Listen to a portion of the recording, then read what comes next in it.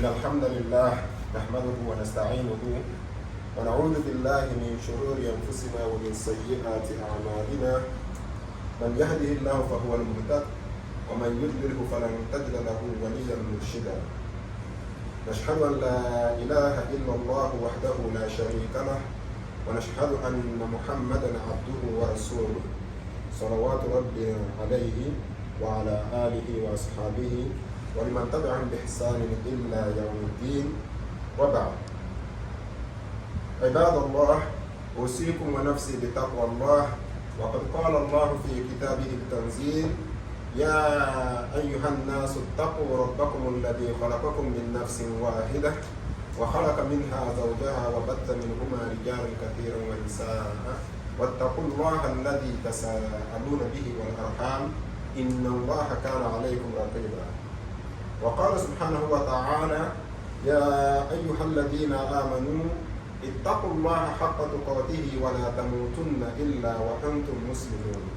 قال أيضا: يا أيها الذين آمنوا اتقوا الله وقولوا قولا سديدا يصلح لكم أعمالكم ويغفر لكم ذنوبكم ومن يطع الله ورسوله فقد فاز فوزا عظيما.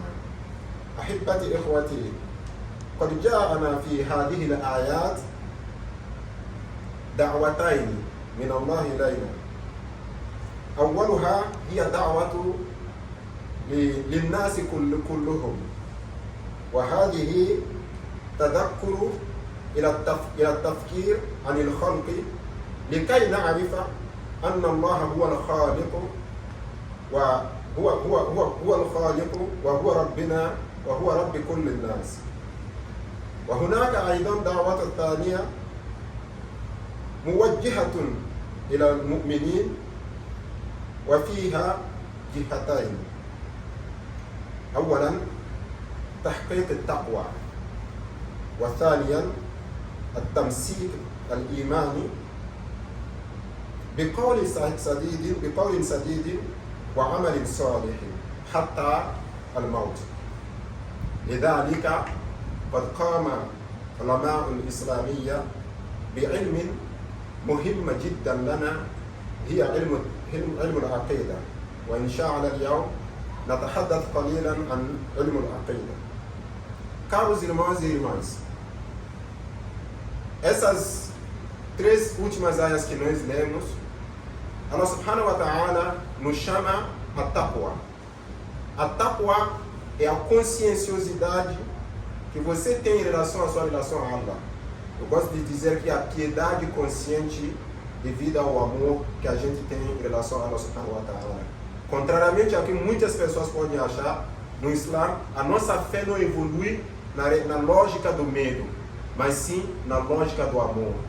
Então você tem taqwa em relação a Allah subhanahu wa ta'ala, em relação ao amor que você tem a Allah subhanahu wa ta'ala e o amor que você recebe da Allah subhanahu wa ta'ala, de tal maneira que você luta para proteger esse amor e evita de qualquer jeito se afastar de Allah subhanahu wa ta'ala. Essa consciência permanente de sempre querer evitar qualquer coisa que me afaste de Allah subhanahu wa ta'ala, isso é a taqwa.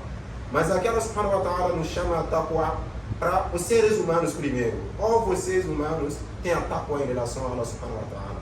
Mas essa taqwa Allah subhanahu wa ta'ala lembra aos seres humanos essa taqwa, fazendo a gente como humanos recordarmos de uma coisa, que é a nossa origem, quem nos criou, que é Allah subhanahu wa ta'ala, para que a gente saiba que nosso Criador é Allah subhanahu wa ta'ala e que a gente saiba que quem nos mantém, nosso Rabb, que nos mantém, que nos faz existir, que dá sentido à nossa existência é Allah subhanahu wa ta'ala. Como ser humano, o primeiro passo para a gente chegar na taqwa é ter a consciência de que quem nos criou é Allah subhanahu wa ta'ala e que quem nos mantém, quem mantém a nossa existência, tornando ela útil, tornando ela viável, tornando ela real, é Allah subhanahu wa ta'ala. Mas aí tem um outro apelo que Allah subhanahu wa ta'ala faz em relação a nós, que é a taqwa, esse apelo feito da taqwa para os mu'minin, aqueles que têm a fé. E quando o Corão trata de mu'minin, se trata da pessoa que já se reconheceu muçulmano e que tenta praticar de forma coerente a fé muçulmana. Aí nesse ponto da taqwa, Allah subhanahu wa ta'ala nos lembra sobre a necessidade de nos manter firmes na nossa fé. Manter firme e ter a taqwa Allah subhanahu wa ta'ala na realidade do que Allah subhanahu wa ta'ala Então, manter esse amor de forma firme e constante na sua realidade.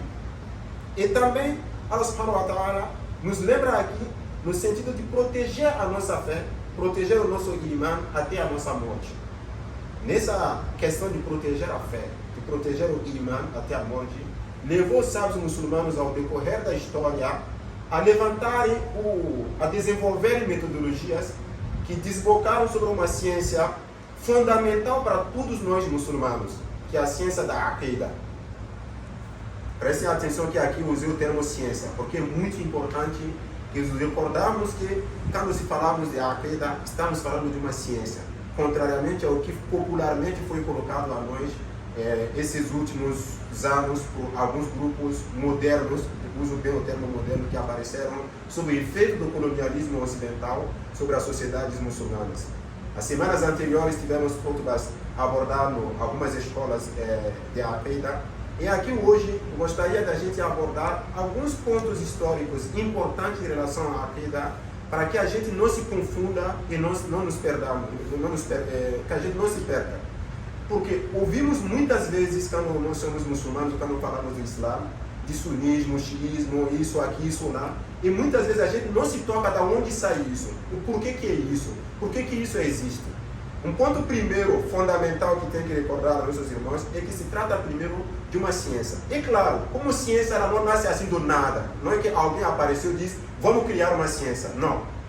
Teve um processo histórico que levou os sábios muçulmanos a ter que tomar atitude, desenvolvendo métodos de estudo, métodos de pesquisa, para que a gente possa ter a nossa fé protegida, para que a gente possa segurar a nossa fé com firmeza e que a gente não perca a nossa fé. E nesses processos históricos é importante lembrar uma época que pode até parecer polêmica na história das sociedades muçulmanas, mas que é importante a gente trazer de volta, porque ela foi fundamental nisso, que foi a época dos governos umíyadas. Isso daqui não estou trazendo como forma de crítica a quem quer que seja, mas estamos trazendo isso como forma de relatos históricos fundamentais para a gente poder contextualizar e entender o processo de nascimento de uma das ciências islâmicas, mas a maioria das ciências islâmicas nascem dessa maneira. Que durante esses governos, infelizmente, os governantes daquela época, em vez de se preocupar em tentar ser coerente com o Islã, infelizmente, em alguns momentos, colocaram o etnicismo dentro da prática do time. Quiseram exaltar as suas lógicas étnicas, as suas lógicas autocentradas, em cima dos ensinamentos do Corão. Então, vão começar a querer implementar um tipo de arabismo dentro do Islã. Só que, diante do fato que a comunidade muçulmana, os muçulmanos de forma geral, não estavam prontos para isso, vão começar a usar alguns subterfúgios que vão acabar afastando as pessoas do fundamento dos princípios de fé no Islã. Um exemplo notório disso é o uso de qussos. Os qussos são os contadores de história, que eram contratados pelos governos para ir fazer palestras para as comunidades, para os muçulmanos dentro das mesquitas. E essas pessoas, muitas vezes, não eram pessoas estudadas, não eram pessoas que estudaram as ciências islâmicas, não eram pessoas que estudaram com os sábios muçulmanos, e muitas vezes são pessoas que eram talvez ex-rabinos, ex-padres, líderes em religiões deles, e que recentemente aceitaram o Islã, mas a quem foi dado a autoridade de falar para a comunidade muçulmana o que é o Islã. Então, ora, se você pegar alguém que estudou a sua vida toda uma coisa e pedir para ele ensinar outra coisa que ele não estudou a vida toda, ele vai ensinar o que ele sabe. Esse processo levou ao fato de trazer muitos athar, que são relatos que muitas vezes não têm fundamentos, de origem, que os sábios muçulmanos chamaram de israeliyat, de origem judaica e cristã, dentro das comunidades muçulmanas, e popularizou isso muito. Mas, pior do que isso, um outro ponto grave foi que esses relatos foram trazidos muitas vezes com uma tentativa de associá-las a palavras do profeta Muhammad sallallahu alaihi wasallam. Aconteceu, por exemplo, uma história com um dos maiores sábios de hadith da história do Islã, o Imam Ahmad bin Hanbal, que uma vez ele estava na mesquita e uma pessoa estava lá fazendo palestra sobre o Islã, na mesquita. Olha, Imam Ahmad bin Hanbal era sábio, mas ele nem tinha direito de estar dando palestra. Tinha outras pessoas recebendo o salário de um governo fazendo aquilo. E a pessoa começou a relatar um pretendido hadith. E diz que esse hadith foi dito por Imam Ahmad bin Hanbal. enquanto o próprio Ahmad bin Hanbal está sentado lá. E Ahmad bin Hanbal ficou surpreso. Poxa, eu nunca falei que o profeta disse tal coisa. E Ahmad bin Hanbal vai lá e protestar com o cara, mas não, eu sou Ahmad bin Hanbal, eu nunca falei isso. E o cara simplesmente meio que zombando de Imam Barbaro, mas você não é o único Ahmad bin Hanbal na Terra, pode ter sido outro Ahmad bin Hanbal. Subterfúgios que são usados para trazer relatos que não têm fundamentação com o que o profeta Muhammad sallallahu alaihi wasallam trouxe. Isso vai trazer bastante confusão nas sociedades muçulmanas, vai trazer muitas pessoas a ser confundido nas questões de crença, nas questões de como entender as noções básicas de fé no Islã, e vai aparecer muitos movimentos ideológicos ao decorrer da história, cada um defendendo seus pontos. Um dos primeiros que vai aparecer é o que a gente chama de Tasjih al-Ahlul Bayt, que hoje pessoas chamam popularmente de xiitas. Nesse contexto tinha um motivo para esses grupos existirem, porque você tinha um governo que se permitia, por questões étnicas, permitia que essas pessoas que eu contei, por exemplo, pudessem insultar pessoas da família do profeta ou até companheiros do profeta Muhammad dentro das mesquitas. Alguns sábios muçulmanos, inclusive, se recusavam a ter em algum momento rezar a oração de sexta-feira na mesquita, porque essas pessoas tinham mais palavra do que os sábios.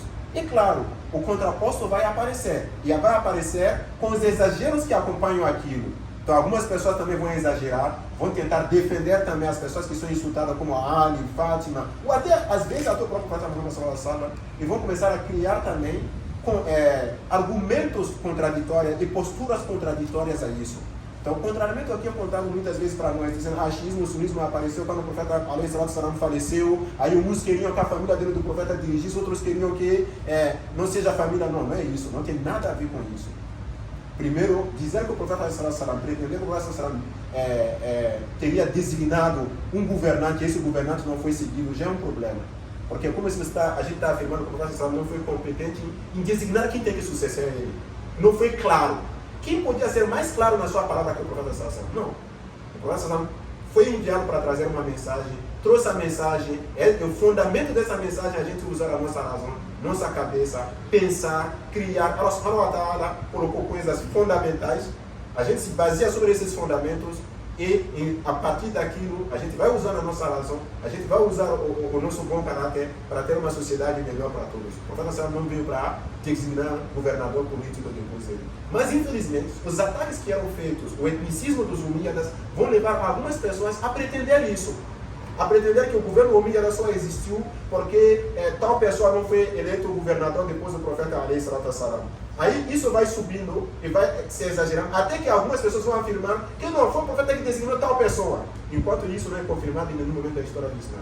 Então, outros movimentos também vão aparecer, que vão começar a radicalizar, por exemplo, sobre questões como a questão do Tawhid, como o movimento do Tawhid wal-Adl, que hoje em dia popularmente a pessoa chama de Mu'tazilitas. Mas na verdade, inicialmente, a discussão dele é que a gente tinha que votar a um Tawhid absoluto, unicidade de Deus absoluto. Mas isso também, por quê? Para ir em contradição a discursos que trazia dentro da sociedade muçulmana pontos que não são comuns com as ciências islâmicas, pontos que não são característicos da mensagem do Corão, que muitas vezes tem muito mais a ver com o cristianismo ou às vezes com o judaísmo do que com o Islã. Um exemplo básico, alguns grupos modernos hoje em dia pregam isso, por exemplo, de dizer que o Tawhid, que o Imam Ibrahim abordou semana passada, por exemplo, tem 3 partes. Ora, o profeta alayhi sallam nunca ensinou um Tawhid com 3 partes. O Tawhid é justamente a declaração da unicidade absoluta. Como você vai chegar e vai dividir a unicidade de Deus em 3 partes ainda. Olha só, isso lembra uma coisa de outra religião, que inclusive existe no cristianismo, mas no Islã não existe. Então, outros movimentos vão aparecer, por exemplo, para tentar combater essas ideias. E assim por diante, vai proliferar vários movimentos. Até que, numa certa época, alguns sábios, como Abul Hassan al-Ash'ari ou Abul Mansur al-Maturidi, que são sábios muçulmanos que vão conseguir, de uma certa forma, se inspirar no exemplo dos companheiros do profeta alayhi salatu wassalam, se inspirar no exemplo dos tabi'in, que são os alunos dos companheiros do profeta Muhammad sallallahu alaihi wasallam, sentar e desenvolver metodologias, passo a passo, processos científicos e maneiras de ensinar as questões de crença, de tal maneira que qualquer muçulmano possa, através dessas metodologias, desses passo a passo, poder resgatar, porque o objetivo é isso, resgatar os fundamentos da fé, como era ensinado pelo profeta Muhammad sallallahu alaihi wasallam. Todas as ciências islâmicas nasceram para permitir que a gente resgate como o profeta sallallahu alaihi wasallam e seus companheiros viviam aquilo. As ciências da leitura do Corão, que é a primeira ciência que o muçulmano estuda quando ele entra no Islã, é a primeira coisa que você estuda, a leitura do Corão. Você vai ver que essas ciências todas, apesar de terem sido desenvolvidas metodologias depois do profeta sallallahu alaihi wasallam, elas foram desenvolvidas para permitir que você leia o Corão tal como o profeta sallallahu alaihi wasallam lia o Corão na sua época. As ciências do fiqh, apesar das metodologias, as regras sejam estabelecidas depois do profeta sallallahu alaihi wasallam, as metodologias foram estabelecidas para que quando a gente for rezar, que a nossa oração respeite o formato e a maneira de rezar do profeta sallallahu alaihi wasallam, que o nosso jejum, nossa zakat respeite esses fundamentos. Da mesma maneira a Aqidah. A Aqidah também, as ciências da Aqidah, as metodologias, as regras da Aqidah foram desenvolvidas de tal maneira que a gente possa respeitar, vivenciar a fé tal como o profeta sallallahu alaihi wasallam e seus companheiros vivenciavam, tal como o profeta sallallahu alaihi wasallam ensinou para os seus companheiros, e vivenciar a fé na base dos 6 pilares da fé. E vocês vão ver que, diante de todas as escolas de Aqidah, todas as ideologias que vão existir ao decorrer da história, os 6 pilares da fé, todo mundo concorda a respeito. O primeiro, que é a fé em Allah, o único, o absoluto, a fé nos anjos, a fé nos livros revelados, a fé nos profetas, a fé no dia do juízo final e a fé no Qadar. O Qadar, eu usei o termo em árabe, eu não gosto de traduzir esse termo Qadar porque infelizmente muitas vezes traduzimos por destino, predestinação, e até alguns até usam um termo Maktub, que não tem nada a ver com ciências islâmicas. A fé no Qadar, que é o planejamento perfeito das coisas com Allah subhanahu wa ta'ala. Qadar é você dar o valor de uma coisa tal como ele merece. Então, é o planejamento perfeito da criação para Allah subhanahu wa ta'ala. Todo mundo concorda nisso. Esses são os pilares. Como no fiqh também tem os pilares da prática que todo mundo concorda, você também tem na Aqidah os pilares da fé que todo mundo concorda. E isso se volta de novo ao hadith de Jibril, quando o anjo Gabriel chegou ao profeta alaihi salam para perguntar, e na verdade perguntar, é uma pergunta em forma de ensino. Tá? Fazer pergunta ao profeta alaihi salam de tal maneira que ele responda para ensinar para os muçulmanos o básico, o fundamento ao qual a gente tem que se apegar na nossa vivência do Islã. Que isso aconteceu no finalzinho da vida do profeta. Logo quando a revelação do Corão estava acabando. Para que a gente saiba que isso é o essencial, isso é o fundamental. E quando pergunto para o profeta o que é o Islã, que é a base, o nível primário da fé, o profeta sallam respondeu sobre os 5 pilares da prática. A shahada, a oração, a zakat, o jejum, o hajj. O profeta respondeu isso. Quando perguntou para ele o que é o iman, que é a fé, o profeta citou os 6 pilares da fé, que eu acabei de citar aqui. E o profeta o anjo perguntou de novo para ele o que é o ihsan, a excelência. Aí o profeta respondeu que você adore Allah subhanahu wa ta'ala como se você estivesse vendo Allah. Porque se você não está vendo Allah, Allah está te vendo. Que na verdade vai dar nascimento a uma terceira ciência, que é o tasawwuf. Que infelizmente muitas pessoas também acham que é um movimento, uma ideologia, uma inovação. Não. As 3 ciências básicas que qualquer muçulmano tem que entender um básico, tem que seguir os pilares dessas ciências. A primeira é o fiqh. O segundo é não estou citando uma ordem de prioridade, mas só estou citando na ordem do hadith. O fiqh, a aqidah e o tasawwuf. Tá? Que pessoas chamam popularmente hoje de sufismo, mas é uma ciência islâmica que trata de você trazer o muçulmano, levar o muçulmano à excelência absoluta, levar o muçulmano do nível de iman ao nível de taqwa, o nível mais alto da fé. Então, infelizmente, hoje em dia, apareceram muitos movimentos e muitas ideologias que estão confundindo os muçulmanos a respeito disso. Eu quis trazer primeiro esse ponto histórico para que a gente possa lembrar que esses movimentos não nasceram como gerações espontâneas, teve processos históricos e teve também um processo de resistência a posturas de governantes que faziam práticas que não tinham nada a ver com o Islã.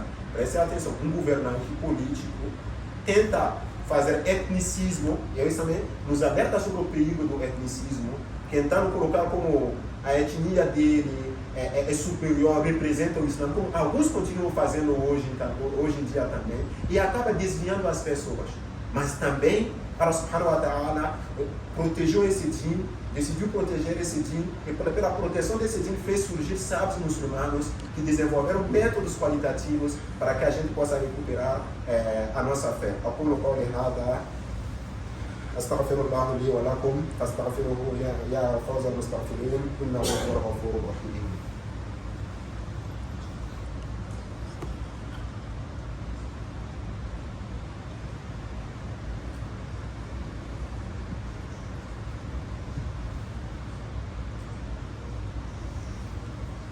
بسم الله الحمد لله والصلاة والسلام على رسول الله وعلى آله وأصحابه ومن تبعهم بإحسان إلى يوم الدين. Então a gente falou da Aqida como uma ciência.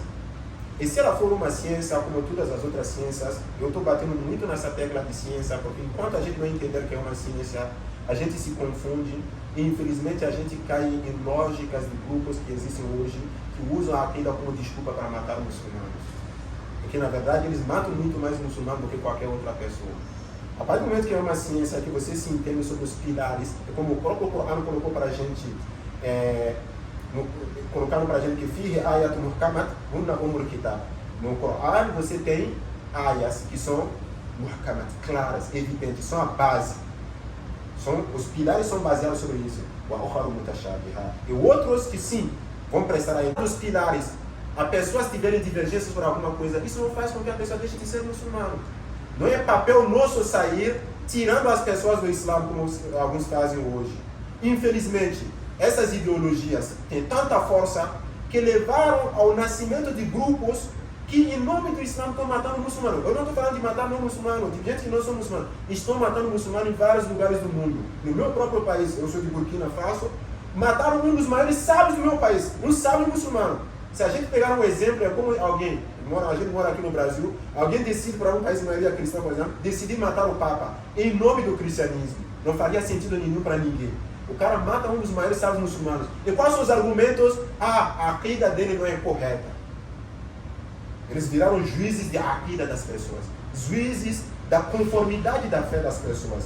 Juízes do quanto a pessoa é coerente na sua relação com Allah subhanahu wa ta'ala. Enquanto a pessoa respeita todos os pilares da fé. Enquanto as pessoas respeitam todos os pilares do imã, respeitam todos os pilares das outras ciências islâmicas, aí só porque tem uma divergência em algum assunto que é detalhe da aqida, eles tiram a pessoa do Islã e se dão o direito a partir disso de matar a pessoa. Assim como o governo Omídia usou como argumento para matar sábios muçulmanos. Isso também tem que ser dito. O governo fez, isso é um fato histórico. Não estamos condenando ninguém, mas teve fato histórico onde governantes políticos, por querer defender a ideologia deles, usaram o argumento que qualquer pessoa não concorda comigo, então a aqida dele não é correta, então a gente pode matar ele. Infelizmente, depois da colonização das sociedades muçulmanas, os ingleses criaram um país, tá? Vamos dizer isso, um país mesmo que foi criada, que resgatou essa ideologia da época dos omíadas. E que hoje engana os muçulmanos dizendo que eles são salafia. Não, o salafismo deles não é salafismo de seguir os sábios muçulmanos, é salafismo de seguir o comportamento do governo omíada, que se baseou no etnicismo. E a partir desse etnicismo usou desculpa para matar qualquer um que não era a favor da ideologia deles. Só que a desculpa de dizer que a pessoa não é a favor da ideologia é trazer isso numa ciência que é a aqida.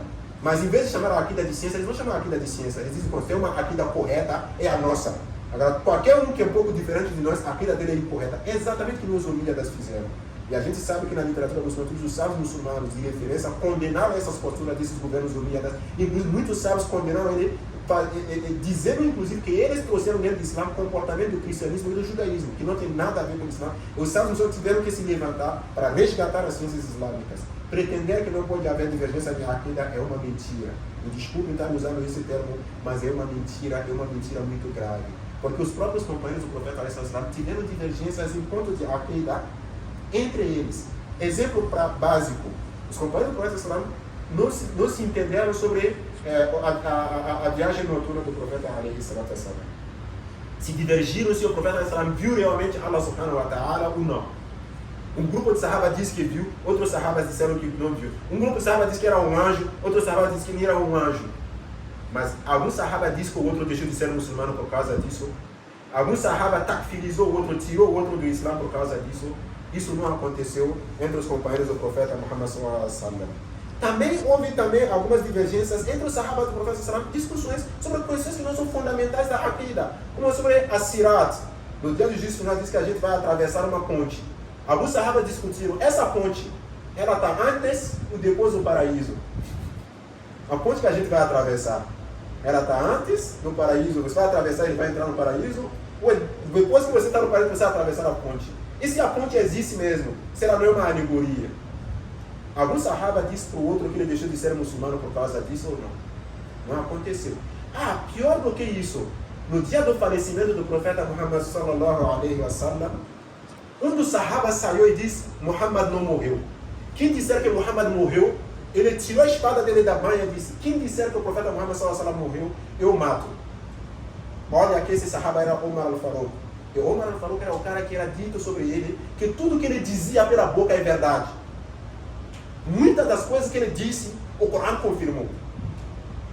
Se Omar abriu a boca e disse, o profeta sallallahu alaihi wasallam não morreu, eu tenho a confirmação que Omar é aquele que fala a verdade, que separa da mentira. Então, o que Omar diz é verdade, não? Abu Bakr, que era companheiro do profeta sallallahu alaihi wasallam, que é o mais amado dos sahabas do profeta sallallahu alaihi wasallam, segundo muitos relatos, isso pode ser discutido. Alguns sábios consideram que, na verdade, o mais amado era Bilal, tanto é que Bilal que vai entrar junto com ele, mas isso não é uma discussão aqui da relativo, não é importante. Abu Bakr chega lá e disse, quem adorava Muhammad, que saiba que Muhammad faleceu. E quem adora Allah, saiba que Allah subhanahu wa ta'ala não morre. Será que Abu Bakr chegou e disse, Omar, você é kafir, você não é muçulmano, vamos matar você? Não. Tudo de aqida dos sábios muçulmanos, você vai entender que nenhum dos dois está errado. Imam Ibrahim trazia para a gente algumas vezes alguns textos do Sheikh Ahmad al-Bamba, que lembrava justamente um hadith do profeta ﷺ, que diz que quando alguém fez a salat ala nabi, Allah subhanahu wa ta'ala devolve a alma dele para ele responder a pessoa. Se o profeta ﷺ, a alma dele pode responder você nesse mundo, como você pode dizer que ele está morto? Como é isso que a gente pode afirmar isso? Mas sim, o corpo dele não estava mais na terra. Isso também é uma outra forma de morte. Então, tanto Abu Bakr, tanto Omar estavam certo um do lado do outro, cada um com um olhar diferente, mas você precisa parar para ter um olhar científico, um olhar de sabedoria, um olhar de quem pensa, quem usa a cabeça, quem usa o cérebro. Allah subhanahu wa ta'ala não nos deu o cérebro por nada. Se era para a gente não usar o cérebro para pensar, Allah subhanahu wa ta'ala não ia nos dar a capacidade de pensar, não ia nos dar a capacidade de refletir. E finalmente aconteceu, os dois, ninguém takfirizou o outro, ninguém tirou o outro do Islã, ninguém disse que o outro não é muçulmano. Era um ponto de divergência claro de aqida entre dois companheiros do profeta sallallahu alaihi wasallam, que foram depois governantes dos muçulmanos e que governaram os muçulmanos com certa justiça. Mas, assim também, entre os grandes sábios muçulmanos ao decorrer da história, você tem divergências olhando sobre os atributos de Allah subhanahu wa ta'ala, se são 99 mesmo, porque a gente fala os 99 atributos de Deus. Alguns sábios vão chegar com uma discussão, você pode reduzir Deus a 99 atributos? Se Allah subhanahu wa ta'ala é o infinito. E ainda tem outros hadiths falando de outros atributos que não estão nesse hadith de 99. E outros atributos citados no Corão que não estão nesse hadith de 99.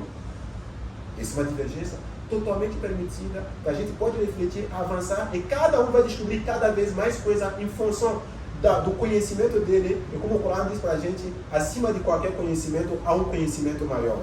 Então você não pode pegar o seu nível básico de conhecimento e a partir disso começar a julgar e tirar as pessoas do Islã. E por isso que levou os sábios, como eu citei anteriormente, Imam al-Maturidi e Imam al-Ash'ari, a resumir o que os sahabas tinham como postura, o que os companheiros dos sahabas tinham como postura, é a metodologia que o profeta usou para ensinar a fé para os muçulmanos, e tentaram juntar todos os muçulmanos em torno do que é o importante. Daí que saiu a noção de Ahlus Sunnah wal Jama'a. Ahlus Sunnah wal Jama'a, a ideia é simples. É para a gente se unir sobre o que é essencial. Não é para a gente usar Ahlus Sunnah wal Jama'a como desculpa para dividir, matar, perseguir, ou tirar alguém do Islã, ou colocar alguém dentro do Islã, ou nos autopurificar, achar que somos os melhores. Não fica se autopurificando, como o Corão nos disse isso. E Ahlus Sunnah wal Jama'a simplesmente significa as pessoas do quê? O que é a Sunna? A Sunna é o que todo mundo concorda. A metodologia de ensino do profeta para nós em todas as ciências islâmicas. Todo mundo concorda sobre isso. Então vamos nos unir sobre o que a gente concorda. O Jama'a, a união.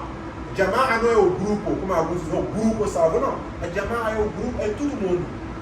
Tá? Tanto que a Jama'a, todo mundo. Então, nós somos a pessoa do que é essencial, que nos une e o que junta todo mundo. Quem quer dividir os muçulmanos não faz parte de Ahlus Sunnah wal Jama'a. Uma coisa importante que eu acho fundamental deixar antes da gente concluir é que hoje em dia tem grupos que afirmam que eles que são Ahlus Sunnah wal Jama'a. Caros irmãos, não vamos cair nessas brincadeiras. Ahlus Sunnah wal Jama'a tem só 2 escolas de Aqidah que sobreviveram até hoje. Como, por exemplo, a gente tem 4 escolas de fiqh que sobreviveram até hoje. Houve muito mais escolas. Agora, na Aqidah, Ahlus Sunnah wal Jama'a são 2 escolas. É a escola Ash'ariyya e a escola Maturidiyya. Se a pessoa não segue nem a escola Ash'ariyya, nem segue a escola Maturidiyya, ele não pode afirmar que ele é Ahlus Sunnah wal Jama'a. Ele tem que escolher. Ele pode dizer que ele está numa outra escola. A gente respeita. Mas não podemos permitir que alguém venha se adonar à nossa escola e dizer que ele é Ahlus Sunnah wal Jama'a e usar isso como desculpa ainda para matar muçulmanos. Porque está acontecendo isso hoje. Tem gente que afirma que Imam al-Ash'ari como Imam al-Maturidi são desviados, mas dizem que eles são Ahlus Sunnah wal Jama'a. Isso não é uma verdade, isso não cabe. E muitas vezes são movimentos que apareceram na época moderna. Muitas vezes, para se dar uma legitimidade histórica, eles afirmam que eles são ataritas. Mas, peraí, se você é atarita, então a sua Aqidah, na verdade, é a Aqidah que os omíadas inventaram. É a Aqidah que mistura cristianismo com o Islã. Mas, fundamentalmente, não é Ahlus Sunnah wal Jama'a. Porque na Ahlus Sunnah wal Jama'a, repito, só temos 2 escolas que sobreviveram até hoje. A escola Ash'ariyya e a escola Maturidiyya. E tem livros básicos de Aqidah para ensinar essas ciências. E convoco vocês, como convoco a mim mesmo, como muçulmanos, procurar os sábios muçulmanos que possam nos ensinar os fundamentos da Aqidah dentro dessas escolas que são a Ash'ariyya e a Maturidiyya. Ou se você quiser seguir outra escola de Aqidah também, pode seguir outra escola de Aqidah, mas não pode se adonar a escola de Ash'ariyya, a escola de Ahlus Sunnah wal Jama'a, excluindo a Ash'ariyya e Maturidiyya, que são realmente o fundamento. Todos os grandes sábios muçulmanos, no decorrer da história, que eram o Ash'ariyya ou Maturidiyya, que foram do mundo de Ahlus Sunnah wal Jama'a, ou eram Ash'ariyya ou eram Maturidiyya. Inclusive, muitas vezes acrescentava o nome dele al-Ash'ari, al-Maturidi, para confirmar que ele é dessas escolas de Aqidah. Não nos deixemos enganar por movimentos modernos que apareceram sob instigação do mundo ocidental para destruir sociedades muçulmanas, destruir os fundamentos da fé e facilitar a colonização das nossas sociedades e acabar nos perdendo e pegando por Ahlus Sunnah wal Jama'a, o que não é Ahlus Sunnah wal Jama'a. E Ahlus Sunnah wal Jama'a, o fundamento é primeiro a união de todos, o respeito dos pilares da fé e o respeito do outro. Isso é o princípio básico que Imam al-Ash'ari, como Imam al-Maturidi, como todos os grandes sábios muçulmanos que vão seguir, eles vão ensinar.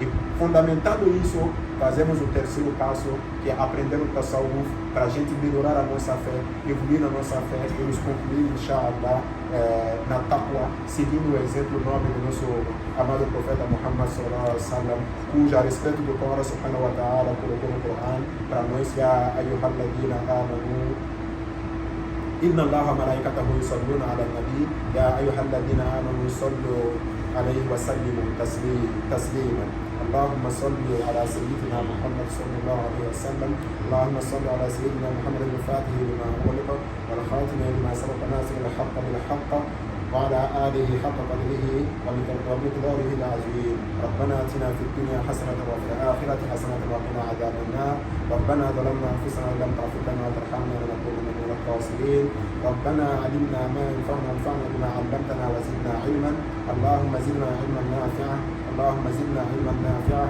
اللهم زدنا علما نافعا. Que Allah subhanahu wa ta'ala nos conceda o que é do melhor nesse mundo e no dia além. Que Allah subhanahu wa ta'ala nos aumente em conhecimento. Que Allah subhanahu wa ta'ala nos oriente e não nos deixe nos desviar. Que Allah subhanahu wa ta'ala proteja a nossa fé, protege todos os muçulmanos, reforce a fé de cada muçulmano e reforce a união entre os muçulmanos, o respeito entre os muçulmanos e nos facilite o aprendizado, o conhecimento, acesso ao conhecimento da Aqidah, que é uma ciência fundamental, assim como de todas as outras ciências. Que Allah subhanahu wa ta'ala nos conceda um conhecimento útil e que torne esse conhecimento útil para nós e para toda a umma islâmica.